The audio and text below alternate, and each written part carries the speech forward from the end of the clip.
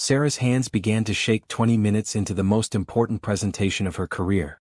The conference room felt like it was spinning, and the faces of the board members blurred together like a watercolor painting left in the rain.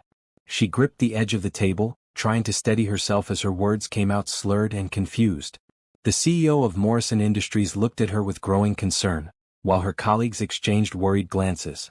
This was supposed to be her moment, the presentation that would secure the partnership her company desperately needed and launch her into the senior executive role she'd worked toward for 8 years. But something was terribly wrong. Her heart raced like she'd run a marathon, yet her limbs felt heavy as concrete. The PowerPoint slides on the screen made no sense anymore, even though she'd practiced this presentation 100 times. She could hear her own voice as if from underwater, stumbling through sentences that should have flowed perfectly. The room tilted sideways, and she realized with growing horror that she was about to collapse in front of the most important clients of her career. "I'm sorry," she managed to whisper before her legs gave out completely. The last thing she remembered was hitting the polished conference table, papers scattering everywhere, and the sound of chairs scraping against the floor as people rushed to help her. When Sarah woke up in the hospital 3 hours later, the first person she saw wasn't her husband Tom. It was her assistant, Jessica, whose worried face hovered over her hospital bed. The fluorescent lights hurt her eyes, and her mouth tasted like metal and shame. "What happened?" Sarah asked, though part of her already knew the answer would destroy everything she'd worked for. Jessica's face crumpled. "The presentation. Sarah, they think you were drunk. Or worse. They're talking about canceling the partnership. Mr. Harrison is furious. He says Morrison Industries can't work with a company whose executives show up intoxicated to million-dollar meetings." The words hit Sarah like physical blows. 8 years of perfect performance reviews, of staying late every night, of missing family dinners and vacations to build her career, all destroyed in 20 minutes. She thought about the coffee Tom had made her that morning, how insistent he'd been that she drink it all. How he'd watched her with strange intensity as she finished every drop. "Where is Tom?" she asked quietly. "He said he had to work late. Some emergency at the office. He'll be here soon, I'm sure." But Sarah knew he wouldn't come. Not yet. He needed time to set up his story, to figure out how to play the concerned husband when the doctors inevitably found something in her blood tests. She closed her eyes and tried to remember exactly what had happened that morning, every detail of their interaction before she left for the most important day of her professional life. Tom had been unusually attentive, she realized now. He'd made her favorite breakfast, kissed her longer than usual, and insisted on making her coffee himself. He'd even walked her to the car, something he hadn't done in months. At the time, she'd thought he was finally supporting her career after years of subtle sabotage disguised as concern. "You're working too hard," he always said. "Maybe it's time to think about starting a family instead of chasing promotions." Now she understood. He hadn't been supporting her at all. He'd been ending her career before it could really begin. The hospital room door opened, and Dr. Martinez walked in with a grim expression. Jessica squeezed Sarah's hand and stepped back to give them privacy. "Mrs. Collins, we need to discuss your blood work results. You had a significant amount of sedatives in your system, specifically, a combination that would cause exactly the symptoms you experienced. Dizziness, confusion, slurred speech, and eventual loss of consciousness. This wasn't a medical episode. Someone drugged you." Sarah's world tilted again, but this time it wasn't from chemicals in her bloodstream. It was from the cold, clear realization that her husband, the man she'd shared a bed with for 5 years, the man she trusted with her dreams and fears, had deliberately destroyed her career. "I need to call the police," she said, her voice stronger than she felt. Dr. Martinez nodded. "I've already contacted them. They'll want to speak with you, and they'll need to know who had access to your food and drinks this morning." Sarah thought about Tom's face as he'd handed her the coffee mug, the way he'd smiled and told her he believed in her. She thought about how he'd been increasingly resentful of her success, how he'd started making cutting remarks about her ambition, and suggesting she was neglecting their marriage for her career. She thought about the job offer he'd received in another state last week, the one he'd wanted her to take as an excuse to leave her position. Most of all, she thought about the 20 minutes that had just cost her everything she'd worked for. The partnership was gone. Her reputation was destroyed. Her colleagues would never look at her the same way again. Even if she proved she'd been drugged, the damage was done.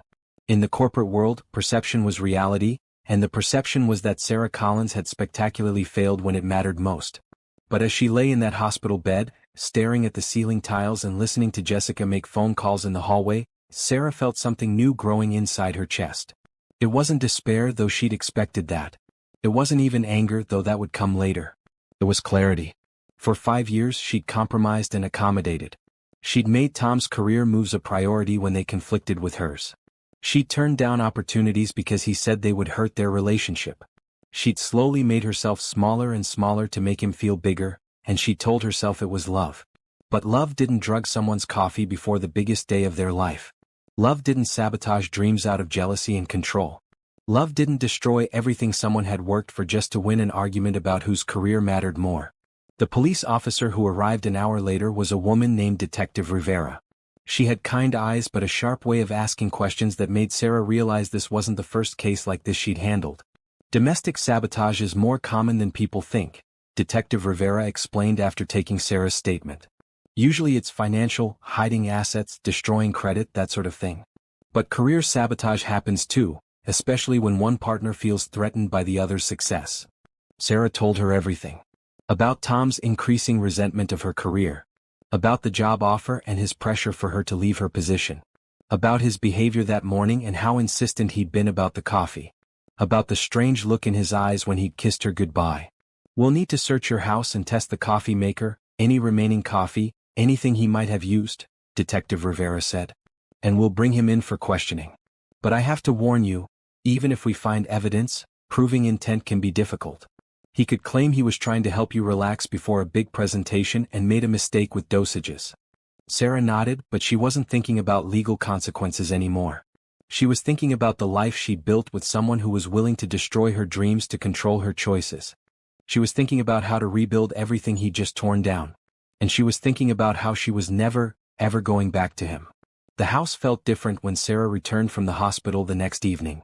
Detective Rivera and her team had spent the day collecting evidence, dusting for fingerprints and photographing everything in the kitchen. Yellow tape still cordoned off the coffee maker and the cabinet where Tom kept his prescription sleep medication. Medication that was now missing several pills. Tom sat at their dining room table with his lawyer, a thin man in an expensive suit who looked like he'd rather be anywhere else. Tom's face was a mask of concern and confusion, but Sarah could see the calculation behind his eyes. He'd had 24 hours to craft his story. "Sarah, thank God you're okay," he said, standing up as if to embrace her. "I've been so worried. The doctor said someone drugged you? That's insane. Who would do such a thing?" Sarah stepped back before he could touch her. The performance was good, she had to admit. If she hadn't felt the sedatives coursing through her system, if she hadn't watched her career crumble in real time, she might have believed his act. "Cut it out, Tom," she said quietly. "The police found your fingerprints on the pill bottle. They found residue in the coffee maker. And they found the online searches on your laptop about drug interactions and how long different sedatives stay in someone's system." His face went pale, but the lawyer leaned forward. "Mrs. Collins, my client is devastated by what happened to you, but there's no evidence of intentional wrongdoing. Mr. Collins suffers from severe insomnia and occasionally adds small amounts of his medication to beverages to help him sleep. It's possible he used the coffee maker after taking his medication and some residue remained." "Stop," Sarah interrupted. "Just stop. I know what you did, Tom. I know why you did it. And I know you've been planning this for weeks." She pulled out her phone and showed them the screenshots Jessica had helped her compile. Tom's recent Google searches told the whole story: wife too ambitious, how to convince wife to quit job, marriage problems, career woman, and finally, how long does sedative stay in blood system, and what happens if someone takes sleeping pills before important meeting. Tom's lawyer looked uncomfortable, but he pressed on.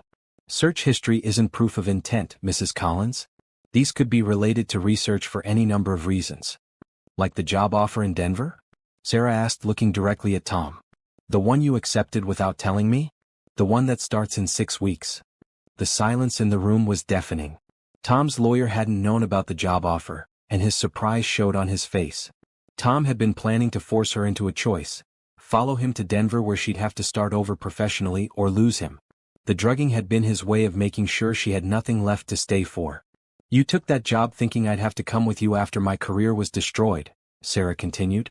"You thought if I lost this partnership and got fired, I'd have no choice but to follow you and play the supportive wife while you got your promotion." Tom finally dropped the act. "You were never home anyway," he said, his voice bitter. "That job was more important to you than our marriage. I was trying to save us."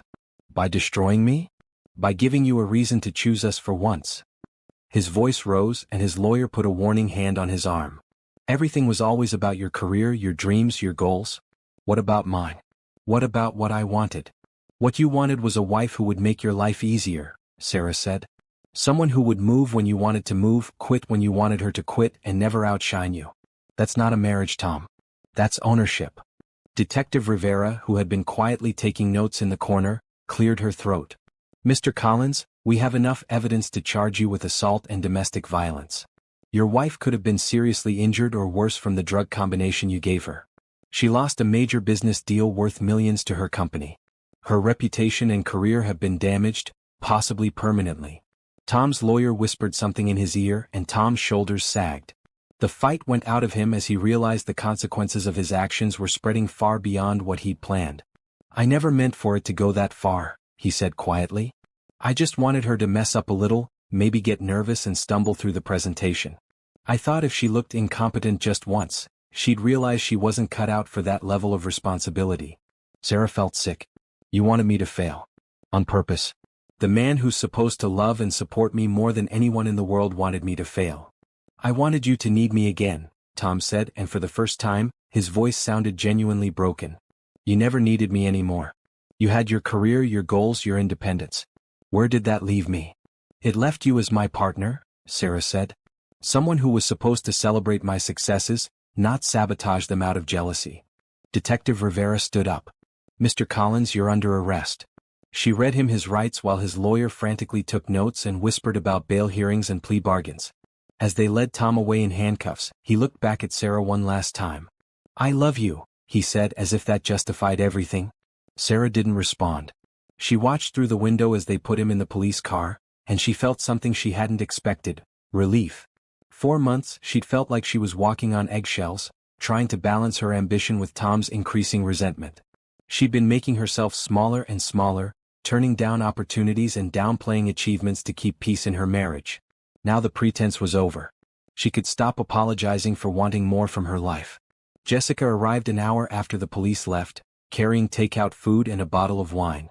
They sat in Sarah's living room, her living room now, she realized, and talked about what came next. The company is standing by you, Jessica said.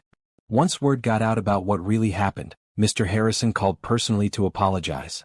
They want to reschedule the presentation with Morrison Industries. Sarah shook her head. The partnership is dead, Jess. Even if they believe I was drugged, the whole thing is tainted now. Morrison Industries doesn't want to be associated with this kind of drama. So what are you going to do? Sarah looked around the house she'd shared with Tom for 3 years. Everything in it was a compromise: furniture he'd chosen, decorations that reflected his taste, a color scheme he'd preferred. She'd given up her bright, bold style for his preference for beige and neutral tones. She'd made their home into what he wanted, just like she'd been slowly making herself into what he wanted. I'm going to start over, she said. Completely. New job, new house, new life. And I'm going to do it without asking anyone's permission or worrying about anyone's opinion. What about the house? Your job. Tom can have the house. I never liked it anyway. And my job. Sarah paused, thinking about the company where she'd spent 8 years climbing the ladder, where everyone now knew her as the woman who'd collapsed during the biggest presentation of the year. There are other companies. Better companies. Companies that won't judge me for being the victim of someone else's sabotage. Jessica raised her wine glass. To new beginnings. Sarah clinked her glass against Jessica's, but she was already thinking beyond new beginnings.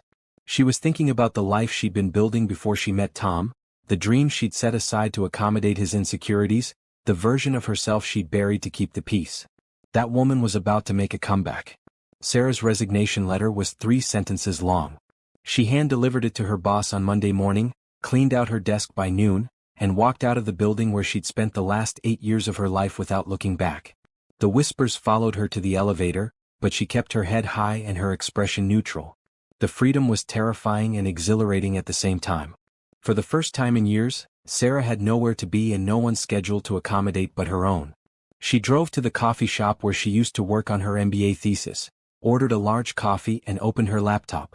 It was time to figure out what Sarah Collins wanted from her life when no one else's opinions mattered. She started with the basics. Her savings account had enough money to last 6 months if she was careful, longer if she sold some investments. The house was in both their names, but she didn't want it anyway. Tom could buy out her half or they could sell it. She didn't care which. All she wanted was to cut every tie that bound her to the life they'd built together. Her phone buzzed with a text from Tom's lawyer asking about a meeting to discuss their mutual interests. Sarah deleted it without responding. Her interests were no longer mutual with Tom's, and she had nothing to say to him or his representatives. Instead, she opened her laptop and began researching companies in other cities. Not because she was running away, but because she realized she'd never lived anywhere but her hometown. She'd gone to college here, taken her first job here, met Tom here. Every choice had been made within a 50-mile radius of where she was born. Seattle looked interesting. So did Austin. Portland had a growing tech scene, and Boston was full of innovative startups. Sarah made lists and compared cost of living and researched neighborhoods. For the first time in years, the only person's opinion she had to consider was her own. Her phone rang, interrupting her research. It was her sister Lisa, calling from Portland. "I heard what happened," Lisa said without preamble. "Are you okay?" Sarah and Lisa had never been particularly close. Lisa was 3 years younger and had chosen a completely different path. She'd moved to Portland after college, started her own marketing consultancy, and built a life that prioritized freedom and creativity over traditional success. Sarah had always thought Lisa was irresponsible and unfocused. Now she wondered if Lisa had just been smarter about what mattered. "I'm fine," Sarah said. "Better than fine, actually. I'm figuring some things out." "Good." Tom was always a controlling jerk. "I never understood what you saw in him. Why didn't you ever say anything?" Lisa was quiet for a moment. "Would you have listened? You were so committed to making that marriage work, to proving you could have it all. I tried dropping hints, but you always defended him." Sarah thought about the times Lisa had visited, how Tom had made subtle digs about her unstable lifestyle and lack of commitment. How Sarah had found herself apologizing for her sister's choices and making excuses for Tom's rudeness. "You're right," Sarah admitted. "I wouldn't have listened. What are you going to do now?" Sarah looked at her laptop screen at all the cities she'd been researching. "I'm thinking about moving. Starting fresh somewhere new." "Portland's great," Lisa said immediately. "Amazing food scene, lots of creative people, and it's not too expensive if you know where to look. Plus, you'd have family here." The idea appealed to Sarah more than she'd expected. Lisa's life had always seemed chaotic and unpredictable, but maybe that wasn't a bad thing. Maybe predictability was overrated. "I'll think about it," Sarah said. "Think fast. I know someone who's looking for a partner in her consulting firm. She specializes in helping companies develop strategic partnerships. Kind of like what you were doing, but for smaller, more innovative companies. The work is more creative and flexible, but the pay is good and you'd have equity in the business." Sarah's heart jumped. "Tell me more." "Her name is Rachel Kim and she built her business from nothing 5 years ago. Now she works with tech startups, green energy companies, sustainable fashion brands, companies that are trying to change the world, not just make money. She's been looking for a partner with your kind of corporate experience who can help her scale up." "Why are you telling me this?" Lisa laughed. "Because I've been watching you waste your talents at that corporate job for years. You're brilliant at strategy and negotiation, but you've been using those skills to make rich companies richer. Rachel's clients are trying to solve real problems. It might be more fulfilling than what you were doing before." Sarah found herself smiling for the first time in days. "Send me her information." "Already did. Check your email." "And Sarah? Tom did you a favor. He showed you exactly who he was before you wasted any more years on him. Now you get to figure out who you are when you're not trying to make someone else comfortable." After they hung up, Sarah opened the email from Rachel Kim. The company was called Catalyst Partners, and their client list was impressive: renewable energy startups, sustainable agriculture companies, social justice organizations that were also profitable businesses. Rachel's bio was equally impressive: Harvard MBA, former Goldman Sachs analyst who'd left Wall Street to build something meaningful. Sarah drafted an email introducing herself, then stopped. How did she explain her situation? That she'd just left her job after her husband drugged her before a major presentation? That she was essentially starting her career over at 32? She deleted the draft and started again. This time, she focused on her skills and experience, mentioning that she was relocating to Portland and looking for new opportunities. She attached her resume and hit send before she could second-guess herself. Rachel's response came back within an hour. "Would you be available for a phone call tomorrow? Your background looks perfect for what we're building here." Sarah scheduled the call, then spent the rest of the day researching Catalyst Partners and their clients. By evening, she was more excited about a job possibility than she'd been in years. This wasn't just about replacing what she'd lost. It was about building something better. Her phone buzzed with another text from Tom's lawyer, this one more insistent about setting up a meeting. Sarah blocked the number and poured herself a glass of wine. She had more important things to think about than Tom's legal strategy. She opened her laptop again and began researching Portland neighborhoods, looking at apartment listings and coffee shops and running trails. For the first time since the day of the presentation, she felt hopeful about the future. Tom had tried to destroy her dreams, but he'd accidentally freed her from a life that was too small for who she was becoming. She was done compromising and accommodating. She was done making herself smaller to make someone else feel bigger. It was time to find out what Sarah Collins could accomplish when she stopped apologizing for her ambition. The phone interview with Rachel Kim went better than Sarah had dared to hope. Rachel was direct and intelligent, asking questions that made Sarah think rather than just recite her accomplishments. They talked for 2 hours about sustainable business models, the challenges of scaling social impact companies, and the future of corporate responsibility. I started Catalyst Partners because I was tired of choosing between making money and making a difference, Rachel explained. The best solutions to our biggest problems are going to come from businesses that can be profitable and purposeful at the same time. But those companies need strategic guidance to compete with traditional corporations. Sarah found herself nodding enthusiastically. That's exactly what I was missing in my old job. We were good at what we did, but it felt empty. Like we were just moving money around without creating anything meaningful. Would you be interested in flying out to Portland next week? I'd like you to meet some of our clients and see if this feels like the right fit. Sarah booked the flight before they finished the call. Portland in October was everything Lisa had promised: crisp air, colorful leaves, and a creative energy that felt completely different from her hometown's corporate atmosphere. Rachel picked her up at the airport in a hybrid SUV and immediately began pointing out neighborhoods and businesses as they drove through the city. That's one of our clients, Rachel said, gesturing to a sleek building with solar panels covering the roof. They manufacture biodegradable packaging for food companies. Started 3 years ago in the founder's garage, now they're expanding internationally. The Catalyst Partners office was in a converted warehouse in the Pearl District, with exposed brick walls, huge windows, and desks made from reclaimed wood. It looked nothing like the sterile corporate offices Sarah was used to, and she loved it immediately. We're small but growing fast, Rachel explained as she gave Sarah the tour. Right now it's me, 2 analysts, and a part-time bookkeeper. But we're at the point where we need someone with senior-level experience to help manage client relationships and develop new partnerships. They spent the morning reviewing case studies and discussing potential strategies for various clients. Sarah felt her brain lighting up in ways it hadn't in years. These weren't just business problems. They were puzzles that mattered, challenges that could improve people's lives while building sustainable companies. I have to ask about your recent situation, Rachel said over lunch at a farm-to-table restaurant downtown. I did some research after our call. What happened to you was horrible, but I need to know you're ready to move forward and focus on building something new. Sarah had prepared for this question, but she was still grateful for Rachel's directness. The best thing Tom ever did for me was show me exactly what my life would look like if I stayed small to keep him comfortable. I'm not interested in small anymore. I want to build something that matters, and I want to work with people who are trying to solve real problems. Rachel smiled. Good answer. When can you start? The salary was 20% less than what Sarah had been making, but the equity stake in a growing company more than made up for it. Plus, Rachel was offering something Sarah had never had before: the chance to shape the direction of the business and build something from the ground up. I need 2 weeks to wrap things up at home, Sarah said. But I'm ready to commit. They shook hands across the table, and Sarah felt like she was stepping into a completely new version of her life. Lisa helped her find an apartment in the Hawthorne district, a 1-bedroom place with hardwood floors and huge windows that looked nothing like the beige suburban house she'd shared with Tom. Sarah packed only what she truly loved, leaving behind furniture and decorations that represented compromises rather than choices. The hardest part was telling her parents. They'd always liked Tom and were devastated by the divorce, especially when they learned the real reason behind it. I can't believe he would do such a thing, her mother said, crying over the phone. You two seem so happy. Sarah realized that was part of the problem.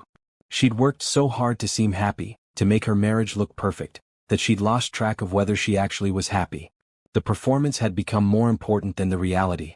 I was happy sometimes, Sarah told her mother. But I was also shrinking. I was becoming less of myself every year to avoid conflict with Tom. That's not sustainable. Her father was more direct. Good riddance. Any man who would sabotage his wife's career doesn't deserve to be married. Tom's attempts to contact her became more desperate as the moving date approached. He'd been released on bail and was facing charges that could include jail time. His lawyer kept calling about settlement negotiations, but Sarah referred everything to her own attorney. She had no interest in making Tom's consequences easier to bear. The night before she left for Portland, Tom showed up at her door. She almost didn't answer, but she realized she wanted to see him one more time, not because she missed him, but because she wanted to confirm that leaving was the right choice. He looked terrible. His hair was unwashed, his clothes were rumpled, and his eyes were red from crying or drinking or both. This was the man who had seemed so confident and controlled when he'd handed her that drugged coffee 3 weeks ago. "Please don't do this, Sarah," he said through the screen door. "We can work through this. I made a mistake, but we can fix it." "You didn't make a mistake, Tom. You made a choice. You chose to hurt me because you couldn't handle my success. I was scared of losing you. You were getting so successful, so independent. I felt like you didn't need me anymore." Sarah looked at him through the screen, this man she'd once thought she'd spend her life with, and felt nothing but pity. "You were right. I didn't need you. But I wanted you. There's a difference. I wanted a partner who would celebrate my victories and support my dreams. Instead, I got someone who saw my success as a threat to his ego. I can change. We can go to counseling. I'll support your career, I promise." The time for promises was before you drugged my coffee. The time for change was when I told you how your comments about my ambition made me feel. You had years to be the husband I needed. Instead, you chose to be the man who destroyed my biggest opportunity out of jealousy. Tom pressed his face against the screen door, and Sarah could see the desperation in his eyes. "What about our life together? What about all the plans we made?" "Those were your plans, Tom. I just went along with them to keep the peace.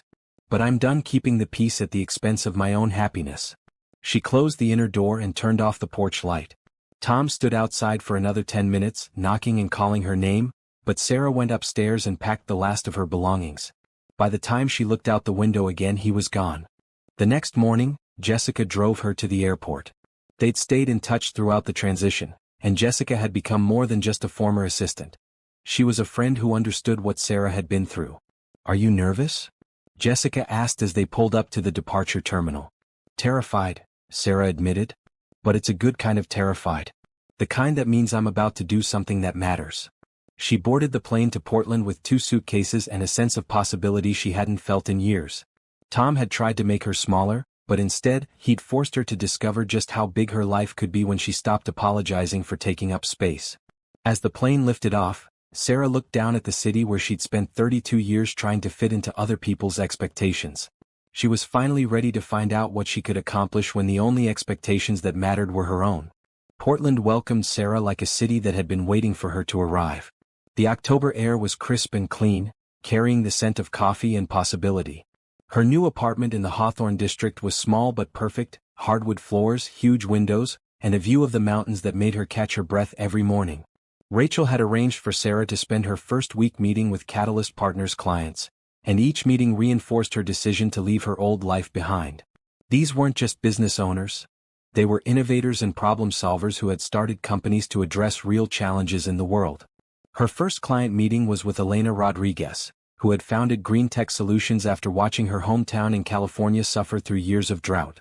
Elena's company developed water recycling systems for urban buildings, and they'd already installed their technology in 50 buildings across the West Coast. "The corporate consulting firms we worked with before didn't understand our mission," Elena explained as they walked through her company's testing facility. "They kept pushing us to focus only on profit margins and market share. But our success isn't just measured in dollars, it's measured in gallons of water saved in communities that have access to clean water." Sarah found herself taking notes furiously, not because she had to, but because she was genuinely excited about the possibilities. "What if we positioned your expansion strategy around impact metrics as well as financial ones? Investors are increasingly interested in companies that can demonstrate both profitability and social benefit." Elena's eyes lit up. "Exactly. That's what we've been trying to articulate." By the end of the week, Sarah had met with 6 clients and fallen in love with the work 6 times over. These companies were tackling climate change, food insecurity, educational inequality, and healthcare access, all while building sustainable business models that could scale and create lasting impact. You're glowing, Lisa observed over dinner at a restaurant in the Alberta Arts District. I haven't seen you this excited about work in years. Sarah realized her sister was right. For the first time since college, she woke up every morning eager to get to the office. The work was challenging and meaningful, and she felt like her skills and experience were finally being used for something worthwhile. It's like I've been holding my breath for 8 years and I can finally exhale, Sarah said. What about Tom? Any regrets about leaving? Sarah thought about the question seriously. 3 weeks in Portland had given her perspective on her marriage that she couldn't have gained while she was still in it. The only regret I have is that I stayed as long as I did. I was so committed to making it work that I lost sight of whether it was actually working. Her phone buzzed with a text from Jessica, who still lived in their hometown. Tom's house is for sale. Asking price is way below market value. Seems like he's desperate to sell quickly. Sarah showed the text to Lisa, who raised her wine glass. Sounds like consequences. I love consequences. The next Monday, Rachel called Sarah into her office for what she described as a big-picture conversation. I've been watching how you work with our clients and I'm impressed, Rachel said. You understand both the business side and the mission side, which is rare. Most consultants can do one or the other, but not both. Sarah felt a flush of pride. It had been months since anyone had praised her professional abilities, and she'd almost forgotten how good recognition felt. I have a proposition, Rachel continued. There's a potential client situation that could be huge for us, but it's also risky. It would require someone with your corporate experience and strategic thinking, but it would also mean taking on a lot of responsibility quickly. Tell me more. Rachel pulled out a thick folder. Pacific Northwest Climate Coalition. They're a network of environmental organizations, sustainable businesses, and community groups that are trying to coordinate regional responses to climate change. They need someone to help them develop a comprehensive strategy for corporate partnerships and funding. Sarah opened the folder and began reading. The coalition included some of the most innovative environmental organizations in the region, along with forward-thinking businesses that were committed to carbon neutrality and sustainable practices. The contract would be for 18 months, and it would essentially mean building a new division of Catalyst Partners focused on large-scale environmental initiatives, Rachel explained. You'd be leading a team, managing multiple client relationships, and developing strategies that could influence climate policy at the state and federal level. Sarah's heart started racing. This was exactly the kind of high-stakes, meaningful work she'd always dreamed of doing. What's the risk? It's a stretch for us as a company. We'd be competing against much larger consulting firms for this contract. If we fail, it could hurt our reputation. But if we succeed, it would establish us as a major player in environmental consulting and open doors to similar opportunities across the country. Sarah thought about the presentation that had ended her old career, about the fear and paralysis she'd felt as the drugs took effect. Then she thought about the clarity and confidence she'd felt meeting with Elena and the other clients over the past week. I want to do it, she said without hesitation. Rachel grinned. I was hoping you'd say that. The presentation to the coalition board is next Friday. We have 6 days to put together a proposal that will convince them we're the right choice. They worked 18-hour days for the next week, developing a comprehensive strategy that combined Rachel's expertise in sustainable business development with Sarah's corporate partnership experience. Sarah found herself energized by the intensity and challenge in a way she'd never been at her old job. The presentation was held in a conference room overlooking the Columbia River, with board members participating both in person and via video conference from across the region. Sarah felt a familiar flutter of nerves as she set up her laptop, but this time the nerves felt different. Instead of the paralyzing fear she'd experienced in her drugged state months ago, this felt like anticipation and excitement. Rachel opened the presentation with an overview of Catalyst Partners' approach to environmental consulting. Then Sarah took over, walking the board through their proposed strategy for corporate partnerships and sustainable funding models. Traditional environmental advocacy often positions businesses as obstacles to overcome, Sarah explained, clicking to a slide showing their partnership framework. But we believe the most effective approach is to help businesses become part of the solution. Our strategy focuses on identifying companies that are genuinely committed to environmental responsibility and creating partnerships that benefit both the environment and their bottom line. The questions that followed were challenging but engaged. Board members wanted to know about scalability, measurement metrics, and long-term sustainability of the partnerships Sarah was proposing. She fielded each question with confidence, drawing on her corporate experience while staying focused on the coalition's mission. We're not just talking about greenwashing or superficial corporate social responsibility, Sarah said in response to a particularly pointed question. We're talking about fundamental changes to business models that make environmental responsibility profitable and sustainable. When the presentation ended, Sarah felt the same sense of completion and pride she'd experienced after her best work at her old job, but without the underlying anxiety about whether she'd done enough to please everyone. She'd presented ideas she believed in to people who shared her values, and the alignment felt powerful. The coalition board took 2 days to make their decision. When Rachel got the call confirming they'd won the contract, she hung up the phone and looked at Sarah with a mixture of excitement and disbelief. We got it. All of it. 18 months, full budget, and they want to start immediately. Sarah felt tears spring to her eyes unexpectedly. 6 months ago, she'd been lying in a hospital bed, watching her career crumble because of her husband's sabotage. Now she was about to lead the most meaningful project of her professional life. There's more, Rachel continued. They were so impressed with your presentation that they want to recommend us to 3 other regional coalitions across the country. If this goes well, we could be looking at national expansion within 2 years. That night, Sarah called her parents to share the news. Her mother cried with happiness, and her father said he was proud of her for rebuilding her life so completely. Tom called here last week, her mother mentioned near the end of the conversation. He wanted to know if we'd heard from you. He seemed lost. Sarah felt a brief flicker of something that might have been sympathy, but it passed quickly. That's not my problem to solve anymore, Mom. After they hung up, Sarah walked out onto her apartment's small balcony and looked out at the Portland skyline. The city lights sparkled below her, and she could see Mount Hood in the distance, snow-capped and majestic against the clear night sky. She thought about the woman she'd been 6 months ago, constantly anxious about Tom's moods, making herself smaller to avoid conflict, apologizing for her ambition and success. That woman felt like a stranger now. Tom had tried to destroy her career out of jealousy and control, but he'd accidentally freed her from a life that was too small for who she was meant to become. His betrayal had been devastating in the moment, but it had also been the push she needed to stop compromising her dreams for someone else's insecurities. Her phone buzzed with a text from Jessica. Saw the news about your new contract online. Tom saw it too. He's been calling everyone trying to get your contact information. Fair warning. Sarah blocked Tom's number from her phone and changed her email address. She had no interest in his attempts at reconciliation or his excuses. The life she was building in Portland had no room for people who saw her success as a threat rather than a celebration. She was done looking backward. The future was calling, and for the first time in years she was ready to answer. The Pacific Northwest Climate Coalition project launched with the kind of energy Sarah had never experienced in corporate consulting.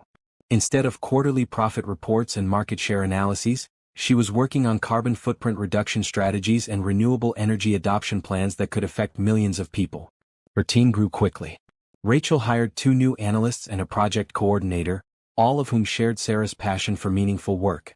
They set up their headquarters in a larger space in the same warehouse building, with whiteboards covering every wall and plants filling every corner. This feels like a movement, not just a job, said Marcus Chin, one of the new analysts, during their first team meeting. Sarah had initially worried about the name coincidence with her past, but this Marcus was nothing like the people from her old life. He was young, idealistic, and brilliant at data analysis. Sarah's days were filled with video calls to corporate executives, presentations to environmental groups, and strategy sessions with coalition members. She was working harder than she'd ever worked before, but the exhaustion felt purposeful rather than draining. 3 months into the project, they landed their first major corporate partnership. Green Forest Industries, a timber company that had been struggling with environmental criticism, agreed to implement a comprehensive sustainable forestry program in exchange for the coalition's endorsement and partnership in their rebranding efforts. This is exactly what we envisioned, Elena Rodriguez told Sarah during their celebration dinner.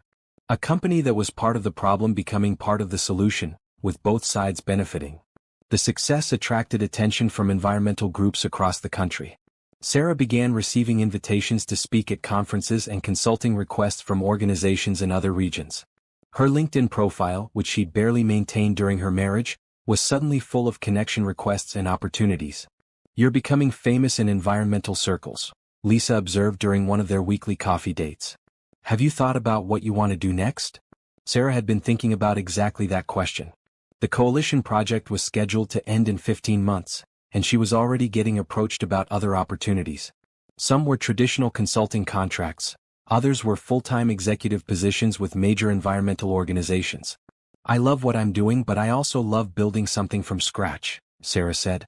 Rachel and I have been talking about expanding Catalyst Partners into other regions, maybe even going national. That sounds amazing. And terrifying. The best opportunities usually are. Sarah's personal life was expanding too. She joined a hiking group and was exploring the mountains around Portland every weekend. She'd started taking a pottery class and discovered she had a talent for working with clay that surprised her. She was reading books she actually wanted to read instead of business publications she felt obligated to keep up with.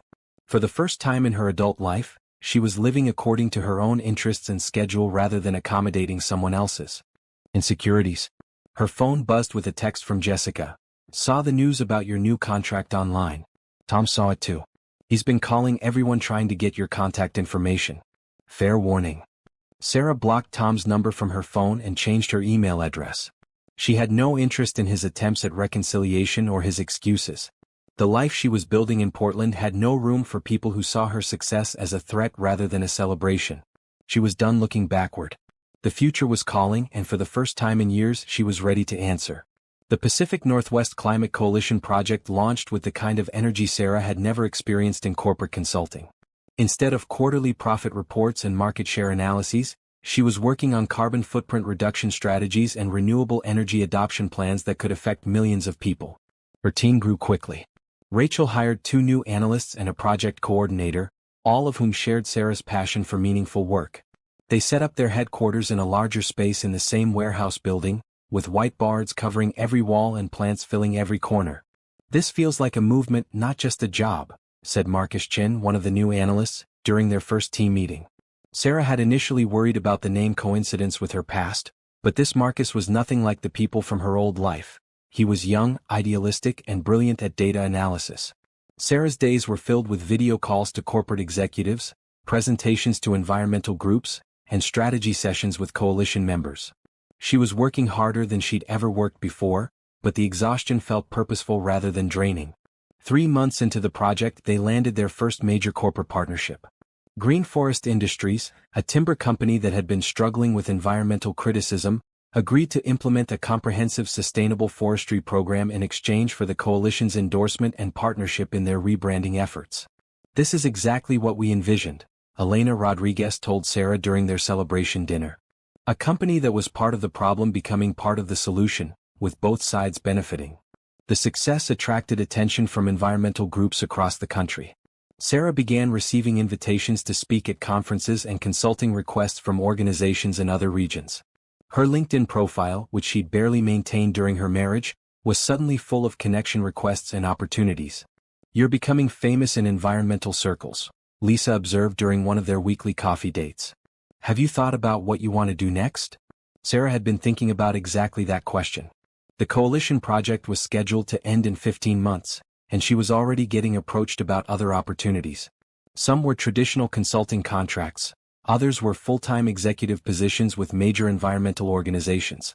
I love what I'm doing, but I also love building something from scratch, Sarah said. Rachel and I have been talking about expanding Catalyst Partners into other regions, maybe even going national. That sounds amazing. And terrifying. The best opportunities usually are. Sarah's personal life was expanding too. She joined a hiking group and was exploring the mountains around Portland every weekend. She'd started taking a pottery class and discovered she had a talent for working with clay that surprised her. She was reading books she actually wanted to read instead of business publications she felt obligated to keep up with. For the first time in her adult life, she was living according to her own interests and schedule rather than accommodating someone else's preferences and needs.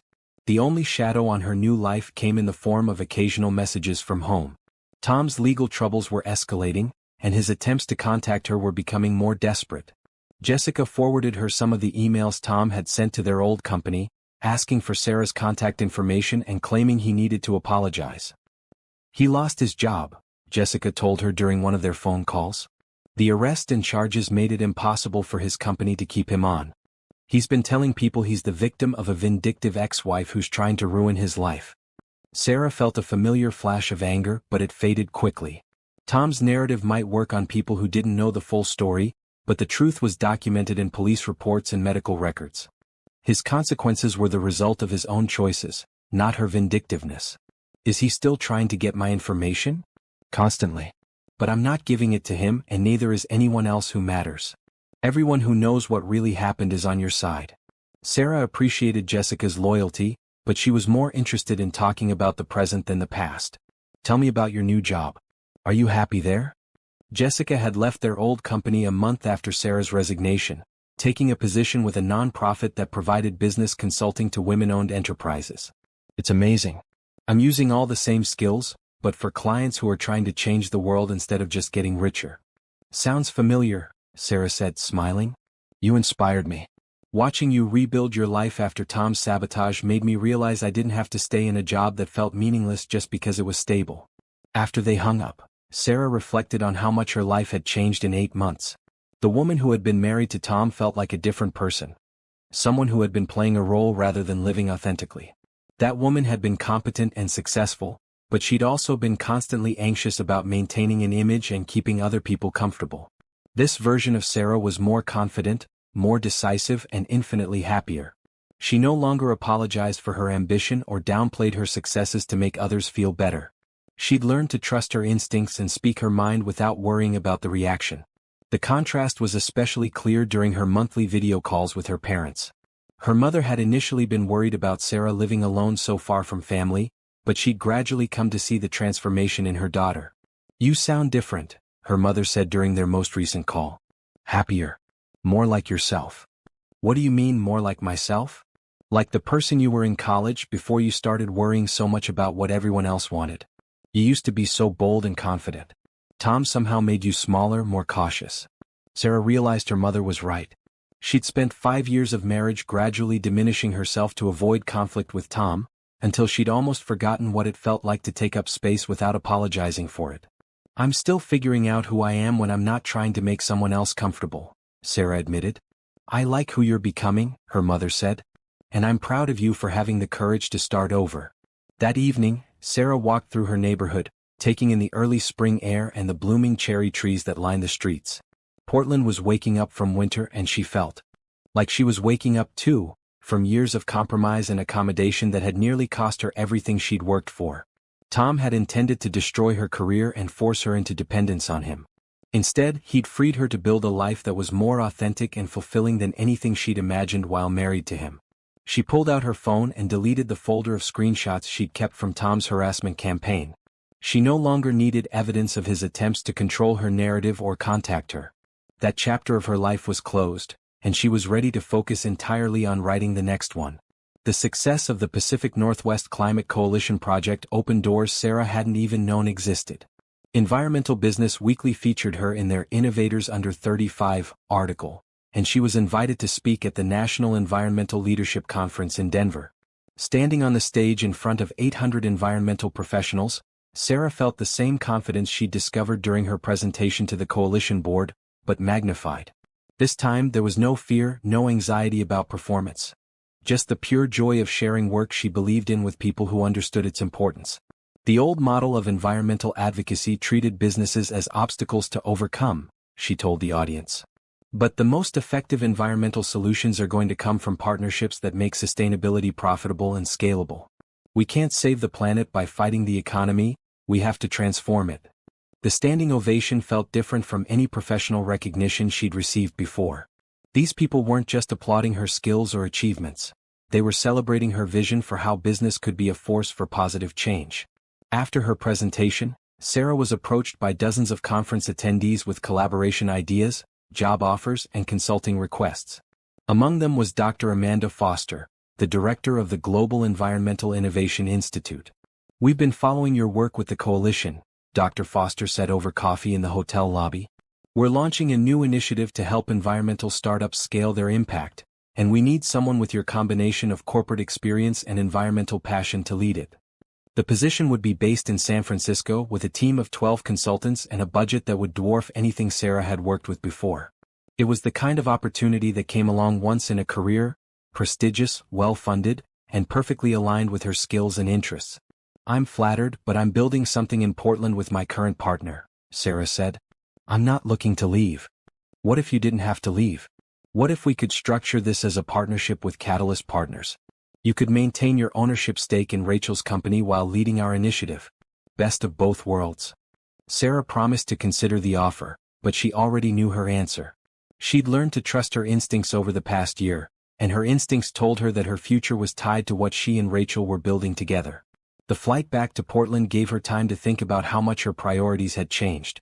A year ago, she would have jumped at Dr. Foster's offer without hesitation.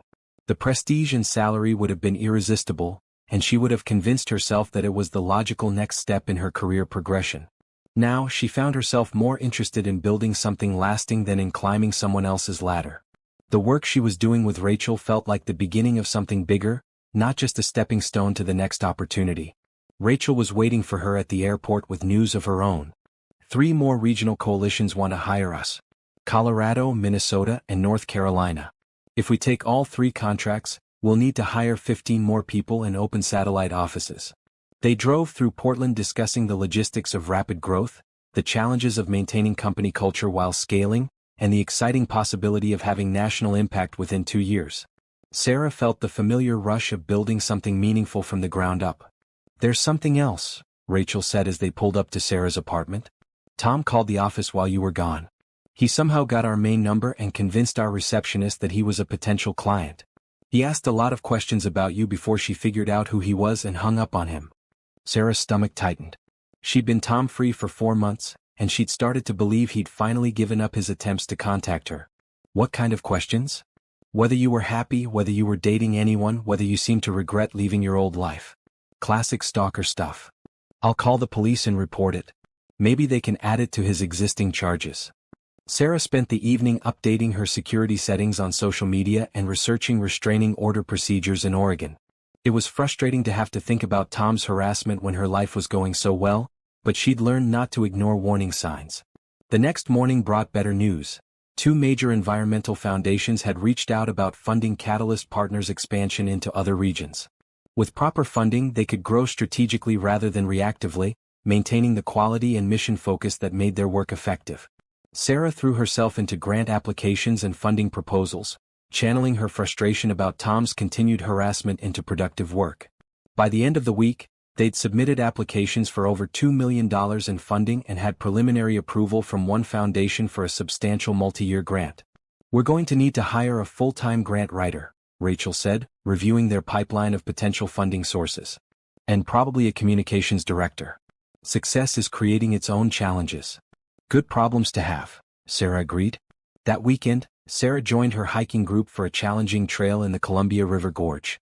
The physical exertion and natural beauty helped clear her mind of the week's stresses and reminded her why she loved living in the Pacific Northwest.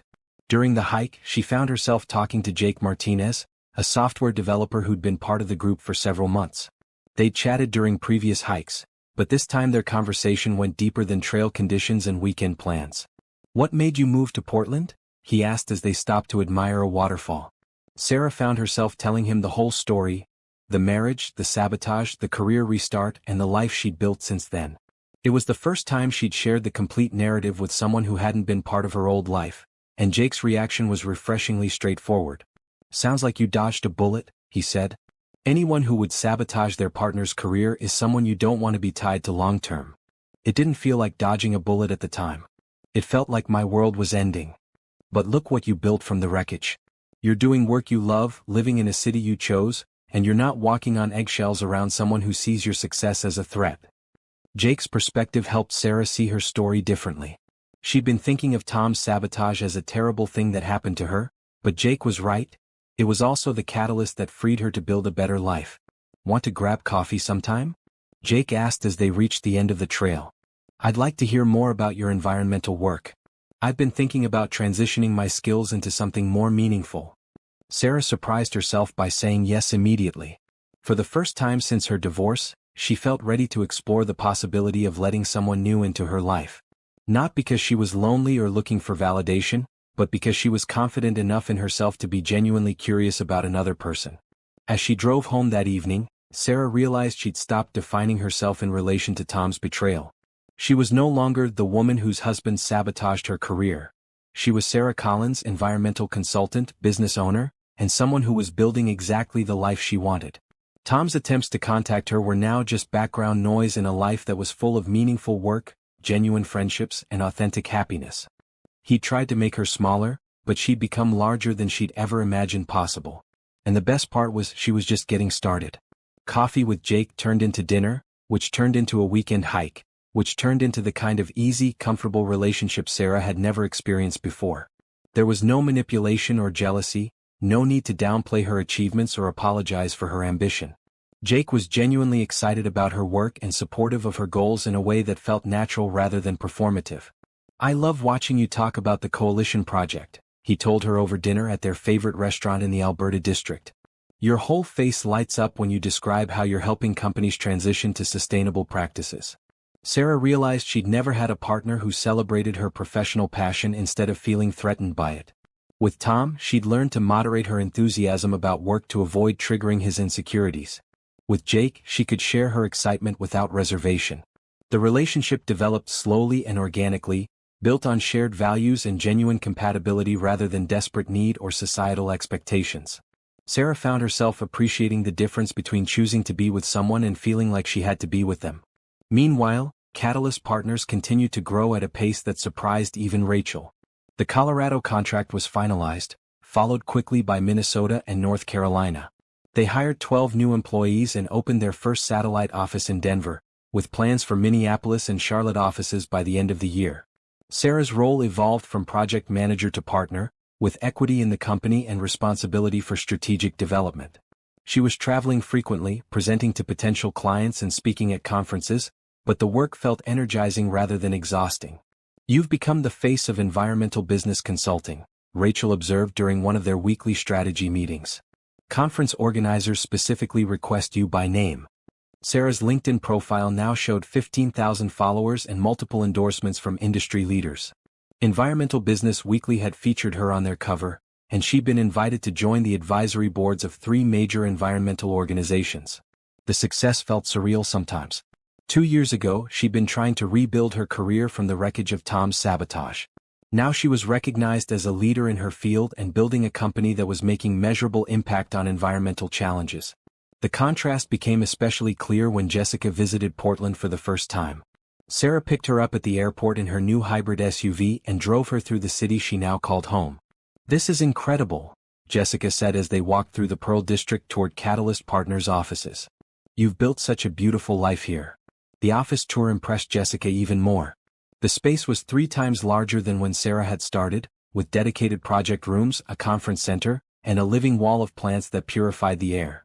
The energy was collaborative and purposeful, with teams working on projects that ranged from renewable energy partnerships to sustainable agriculture initiatives. "Everyone here seems so passionate about their work," Jessica observed. "It's completely different from our old office." "That's what happens when people's work aligns with their values," Sarah explained. "We're not just solving business problems, we're trying to solve problems that matter." That evening, over dinner and wine at Sarah's apartment, Jessica brought up the subject they'd both been avoiding. "Tom's been asking about you again. He somehow found out about your success and has been telling people he's proud of what you've accomplished." Sarah felt a familiar flash of anger. "He's proud? He tried to destroy my career out of jealousy." "I know. But he's rewriting the story now. He tells people the divorce was mutual, that you both realized you wanted different things. He's even claiming he encouraged you to move to Portland and start over. Let me guess. He's positioned himself as the supportive ex-husband who sacrificed his own happiness for my dreams?" "Exactly. And some people believe it, especially those who don't know what really happened." Sarah took a deep breath and considered her options. She could fight Tom's revisionist history, could make sure everyone knew the truth about his sabotage and harassment. But did it matter anymore? The people who truly knew her understood what had happened, and her success spoke for itself. "He can tell whatever story helps him sleep at night," Sarah said finally. "I'm not interested in relitigating the past. I'm too busy building my future." Jessica smiled. "That's very mature of you." "It's not maturity.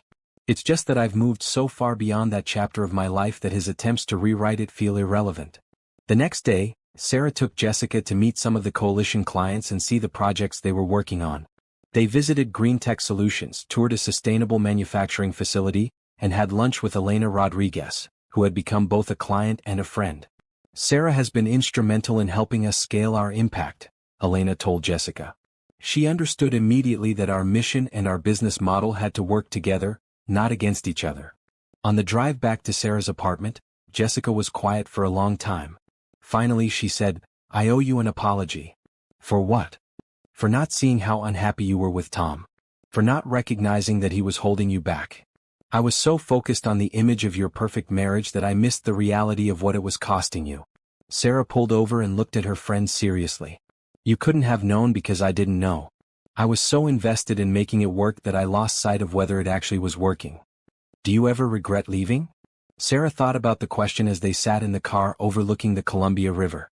2 years ago she would have said that divorce was failure, that she should have tried harder to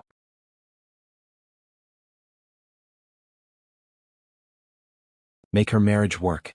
Now she understood that some relationships were meant to end, and that endings could be beginnings in disguise. "Never," she said firmly. "Tom's sabotage was the best thing that ever happened to me, even though it didn't feel that way at the time. He forced me to discover who I really was when I stopped trying to be what someone else wanted." That night, after Jessica had gone to her hotel, Sarah sat on her balcony with Jake, watching the sunset paint Mount Hood in shades of pink and gold. They talked about the future, his plans to transition his tech skills into environmental consulting, her ideas for expanding Catalyst partners internationally, their shared dreams of making meaningful contributions to solving climate change. "I keep thinking about what my life would look like if Tom hadn't drugged that coffee," Sarah mused. "I'd probably still be in that beige house, working at that corporate job, making myself smaller every year to avoid conflict." Jake took her hand. "But that's not who you are. You would have figured it out eventually and made a change." "Maybe. But it might have taken years longer, and I might not have had the courage to make such a dramatic shift." "So in a weird way you're grateful to him?" Sarah considered the question. "Not grateful exactly. But I understand now that his betrayal revealed something essential about both of us. He showed me that he saw my success as a threat to his identity, and I showed myself that I was stronger and more resilient than I'd ever imagined." Looking out at the city lights below and the mountains beyond, Sarah felt a deep sense of contentment she'd never experienced during her marriage. This was what happiness felt like when it wasn't built on compromise and accommodation. This was what life looked like when she stopped apologizing for taking up space. Tom had tried to make her world smaller, but instead, he'd forced her to discover just how big it could be. The letter arrived on a Tuesday morning in March, delivered to Catalyst Partners' office in a plain white envelope with no return address. Sarah recognized Tom's handwriting immediately, and her stomach clenched with familiar anxiety. She'd been Tom-free for over a year, and seeing his familiar scrawl brought back memories she'd worked hard to leave behind. Rachel noticed her reaction. "What is it?" "Something from Tom. I thought he'd finally given up." Sarah considered throwing the letter away unopened, but her curiosity won out. She needed to know what he wanted after 18 months of silence. The letter was 3 pages long, handwritten on legal pad paper in Tom's careful script. Sarah read it standing by her office window, her jaw tightening with each paragraph. "Dear Sarah, I know you probably don't want to hear from me, but I need you to know how sorry I am for what I did. I've spent the last 2 years in therapy, trying to understand why I sabotaged the most important day of your career. I know now that I was scared of losing you, and I acted out of fear and insecurity in a way that was unforgivable. I've been following your success from afar, and I'm genuinely proud of what you've accomplished. The environmental work you're doing is exactly the kind of meaningful career you always dreamed about. I realize now that my jealousy prevented me from supporting your dreams the way a husband should. I'm writing because I want to make amends. Not because I think we can get back together, I understand that ship has sailed, but because I need you to know that I take full responsibility for destroying our marriage. You deserved better from me and I failed you in the worst possible way. I've enclosed a check for $50,000. I know it can't undo the damage I caused to your career, but I want to contribute to the work you're doing now. Consider it an investment in the environmental projects that matter so much to you. Or just consider it the apology I should have offered 2 years ago. I hope you're happy, Sarah. You deserve all the success and joy in the world. Tom." Sarah stared at the check paper clipped to the letter. $50,000 was a significant amount of money, enough to fund several small environmental projects or provide seed money for new client development. But accepting it felt wrong in ways she couldn't immediately articulate. "What does he want?" Rachel asked gently. Sarah handed her the letter and watched her business partner's expression shift from curiosity to disgust to confusion. "This is manipulative as hell," Rachel said after finishing the letter. "He's trying to buy his way back into your good graces. But what if he's genuine? What if therapy actually helped him understand what he did wrong?" "Sarah, listen to yourself. You're doing exactly what he wants, questioning your own judgment and considering giving him the benefit of the doubt. That's how emotional manipulators operate." Sarah knew Rachel was right, but something about the letter nagged at her. The tone seemed different from Tom's previous attempts at contact. Less desperate and self-pitying, more focused on acknowledging his mistakes than on excusing them. She called Dr. Patricia Reeves, the therapist she'd been seeing sporadically since moving to Portland. Dr. Reeves had helped her work through the trauma of Tom's betrayal and build healthy relationship patterns with Jake. "It's not unusual for abusers to make grand gestures of apology," Dr. Reeves explained during their phone session. "The key is to look at the underlying motivation. Is he apologizing because he genuinely understands the harm he caused, or because he wants something from you? What if it's both? Then you need to decide whether his motivation matters more than your own well-being. Accepting his money creates a connection between you that you've worked hard to eliminate. It also gives him a reason to contact you again in the future." Sarah spent the rest of the week thinking about the letter and the check. She researched Tom's current situation and discovered that he'd taken a job with a smaller consulting firm in Denver, the same city where Catalyst Partners had opened their first satellite office. The timing felt suspicious. Jake's reaction was unambiguous. "He's trying to worm his way back into your life. The money is bait. But we could do a lot of good with $50,000. And you'll do even more good without having strings attached to your ex-husband. Sarah, you've built an incredible life without him. Why risk letting him back in even peripherally?"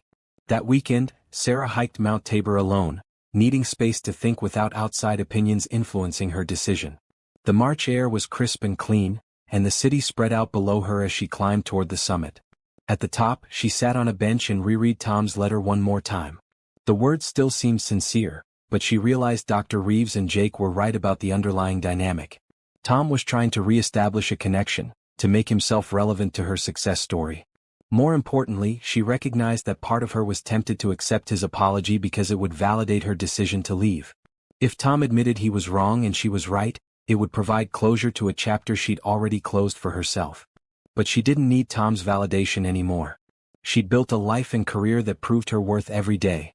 She had colleagues who respected her, clients who valued her work, and a partner who celebrated her success instead of sabotaging it. Tom's apology was about his needs, not hers. He needed to assuage his guilt and rewrite their story in a way that made him feel better about his choices. She didn't need anything from him except continued absence from her life. That evening, Sarah drafted her response. "Tom, thank you for your letter and your apology. I'm glad to hear that you're in therapy and working to understand your past behavior. However, I won't be accepting your check or maintaining any ongoing contact with you. I've built a new life that doesn't include our shared past, and I intend to keep it that way. I wish you well in your recovery and your career. Sarah." She mailed the letter along with Tom's return check the next morning, feeling lighter than she had all week. The temptation to engage with his apology had been strong, but resisting it felt like the final step in fully reclaiming her independence. Rachel was proud of her decision. "You just passed the ultimate test of moving on. He offered you money and validation, and you chose your peace of mind instead." The incident reminded Sarah how much she'd grown since leaving her marriage. 2 years ago, she would have agonized over Tom's letter for weeks, probably would have accepted his money out of guilt or a misguided sense of fairness. Now she could see his manipulation clearly and respond from a place of strength rather than uncertainty. More importantly, she realized that Tom no longer had the power to disrupt her emotional equilibrium. His letter had been a brief interruption in her week, not the catastrophic event it would have been in the past. The woman who had been married to Tom would have been devastated by his betrayal and would have spent years trying to make sense of it. The woman she'd become understood that some people's actions said more about them than about their targets, and that the best response to betrayal was to build a life so fulfilling that the betrayer became irrelevant. Tom had tried to destroy her dreams, but he'd accidentally taught her that she was strong enough to build new ones. That was a lesson worth more than any amount of money he could offer. 5 years after Tom drugged her coffee and destroyed what she thought was her dream career, Sarah stood before the United Nations Climate Summit in New York City, addressing an audience of world leaders, environmental scientists, and business executives from around the globe. Catalyst Partners had grown from a small Portland consulting firm into an international organization with offices in 12 cities and a client roster that included Fortune 500 companies, major environmental organizations and government agencies. Sarah's work had influenced climate policy in 8 countries and helped dozens of companies transition to sustainable business models. The future of environmental protection isn't about choosing between economic growth and environmental responsibility, she told the packed auditorium. It's about recognizing that sustainable practices are the foundation of long-term economic prosperity. The companies that understand this truth will lead the next century of innovation. The standing ovation that followed felt different from all the others she'd received over the years. This wasn't just professional recognition. It was validation of a vision she'd been developing since her first days in Portland, when she'd realized that meaningful work was possible when profit and purpose aligned. After her presentation, Sarah was surrounded by reporters, potential clients, and collaboration requests. Among the crowd was Dr. Amanda Foster, who had offered her the San Francisco position years earlier. "I have to admit I'm impressed," Dr. Foster said during a brief break in the media interviews. "What you and Rachel have built exceeds anything we could have offered you." Sarah smiled, remembering how torn she'd been about turning down that prestigious opportunity. Sometimes the best career move is the one that feels right rather than the one that looks impressive on paper. That evening, Sarah attended the summit's closing reception at the Museum of Natural History. Jake had flown in from Portland to attend her presentation, and they stood together near the whale exhibit, watching UN delegates and environmental leaders celebrate the week's agreements. "Remember when you thought your career was over?" Jake asked, squeezing her hand. Sarah thought back to that hospital room 5 years ago, when she'd felt like her professional life was ruined beyond repair. She'd been so focused on the partnership she'd lost that she couldn't imagine any other path to success. "I was so attached to one specific version of success that I couldn't see all the other possibilities," she reflected. "Tom's sabotage forced me to discover that there were better opportunities waiting for me, but I never would have looked for them if everything had gone according to plan." Her phone buzzed with a text from Rachel, who was back in Portland managing the company while Sarah traveled. "Just saw your UN presentation online. You were incredible. Also, we got 3 new international client requests today because of your speech." Sarah showed Jake the message and they both laughed. The irony wasn't lost on her that Tom's attempt to sabotage her career had ultimately led to international recognition and impact she never could have achieved in her old corporate job. "What's the latest from the home front?" Jake asked. They'd been talking about marriage lately, but both of them were committed to building their relationship slowly and intentionally, learning from the mistakes of their past relationships. "Jessica got engaged," Sarah said, scrolling through her messages. "And my parents are coming to visit Portland next month. They want to see the new office expansion." Sarah's relationship with her parents had deepened significantly since her divorce. They'd watched her transform from an anxious, accommodating wife into a confident, successful businesswoman, and they'd become her biggest supporters. The flight back to Portland gave Sarah time to reflect on how completely her life had changed. 5 years ago, she'd been living in a beige house, working at a job that felt increasingly meaningless, married to a man who saw her success as a threat to his identity. Now she owned a penthouse apartment with floor-to-ceiling windows overlooking the Columbia River. She worked with clients who were trying to solve the world's biggest challenges. She was in a relationship with someone who celebrated her achievements and supported her dreams without reservation. Most importantly, she'd learned to trust her own judgment and prioritize her own values. The woman who had been married to Tom had constantly sought external validation and approval. The woman she'd become made decisions based on her own moral compass and professional instincts. When the plane landed in Portland, Sarah felt the familiar sense of coming home that she'd never experienced during her marriage. This city, this life, these relationships.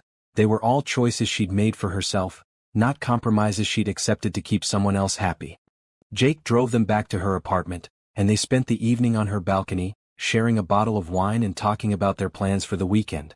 It was a Tuesday night in October, exactly 5 years since Tom had handed her that drugged coffee and set in motion the events that would destroy their marriage and transform her life.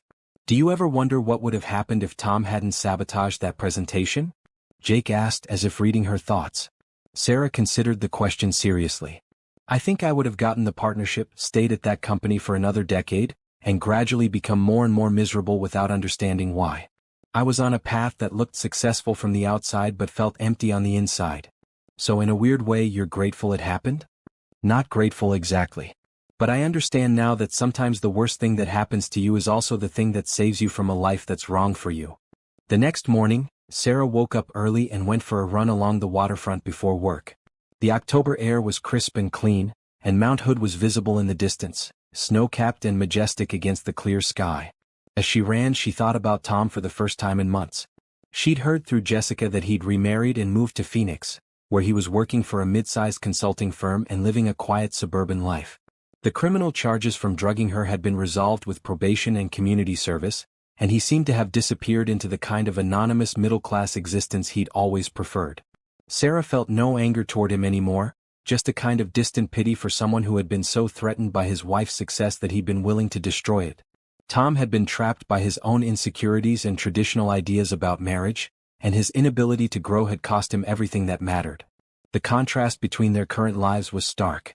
Tom had gotten exactly what he'd wanted, a wife who wouldn't outshine him professionally, but he'd had to start over completely to get it. Sarah had lost the marriage but gained a life that exceeded her wildest dreams from 5 years ago. At the office, Sarah found Rachel reviewing applications for their latest expansion. They were opening offices in London and Sydney, and demand for their services was growing faster than they could hire qualified consultants. "We need to talk about succession planning," Rachel said, looking up from a stack of resumes.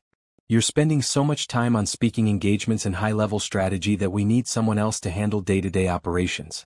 Sarah nodded. She'd been thinking the same thing. Her role had evolved from consultant to thought leader, and she was increasingly focused on shaping the future of environmental business rather than managing individual client relationships. "What if we promoted Marcus to operations director? He's been with us since the beginning, and he understands our culture and values." "Perfect. And what about you? Where do you see yourself in 5 years?" Sarah looked out the window at the Portland skyline, thinking about the question. 5 years ago, she would have answered with career milestones and financial targets. Now she thought in terms of impact and fulfillment. "I want to write a book about sustainable business models. I want to start a foundation that helps environmental startups access capital and expertise. And I want to keep proving that you can build a profitable company while making the world a better place." "Those sound like goals worth pursuing," Rachel agreed. That evening, Sarah met her hiking group for their weekly trail walk. The group had grown over the years, and several lasting friendships had developed from their shared love of Oregon's natural beauty. As they climbed through the forest, Sarah marveled at how rich her social life had become since her divorce. During her marriage, most of her friendships had been couple-based and centered around Tom's preferences and comfort level. Now she had relationships that were based on shared interests and values rather than social obligations. After the hike, Jake drove her home, and they spent the evening planning their upcoming trip to New Zealand. They decided to take a month off and explore the country's environmental innovations while also hiking and relaxing together. "I keep thinking about your UN presentation," Jake said as they looked at travel guides. "You talked about sustainable practices being the foundation of long-term prosperity. That's exactly what you've built with your own life, isn't it?" Sarah realized he was right. She'd created a life that was sustainable in every sense, financially secure but not dependent on compromising her values, professionally successful but not at the expense of personal relationships, ambitious but not at the cost of her own well-being. Tom had tried to build a marriage based on her limitation and his control. When that model became unsustainable, he'd chosen sabotage over adaptation. The marriage had collapsed, but from its ruins, Sarah had built something stronger and more authentic. "The best revenge really is living well," she said, curling up next to Jake on her sofa. "Is that what this is? Revenge?" Sarah considered the question. For a long time, she'd thought of her success as a way of proving Tom wrong, of showing him and everyone else that she was stronger than he'd believed. But somewhere along the way that motivation had faded. "It started as revenge," she admitted. "But it became something better. It became freedom." Looking around her apartment, at the art she'd chosen, the books she actually wanted to read, the life she'd built according to her own values and dreams, Sarah realized that the best outcome of Tom's betrayal wasn't her professional success or financial independence. It was the discovery that she was capable of building a life that made her genuinely happy, and that she didn't need anyone else's permission or approval to pursue her dreams. Tom had tried to make her world smaller, but he'd accidentally shown her just how big it could be when she stopped apologizing for taking up space. That was a gift she'd never expected from his cruelty, but it was the foundation of everything good that had followed. 5 years later, Sarah Collins was exactly who she was meant to be. And Tom's role in that story had become nothing more than a cautionary tale about what happened when fear tried to control love, and love chose freedom instead.